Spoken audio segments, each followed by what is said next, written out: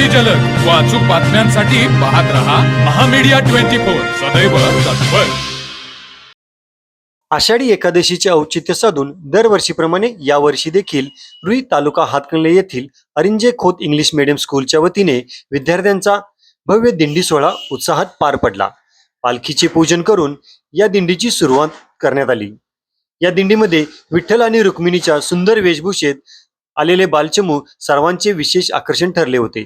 कपाळावर गोपीचंदनाचा टिळा, हातात टाळ, खांद्यावरती भगवा पताका आणि गळ्यात तुळशीच्या माळा परिधान करून या छोट्या वारकऱ्यांनी दिंडीत चांगला सहभाग घेतला होता। बालचमूंनी केलेल्या विठ्ठलाच्या गजराने संपूर्ण परिसर दुमदुमून गेला होता। शाळेपासून सुरू झालेली ही दिंडी गावातील प्रमुख मार्गावरून भक्तिमय वातावरणात मार्गक्रमण करीत विठ्ठल रुक्मिणी मंदिरात पोहोचली। मंदिरात श्री विठ्ठल रुक्मिणीची पूजा करण्यात आली आणि सहभागी विद्यार्थ्यांना प्रसाद वाटप करण्यात आला।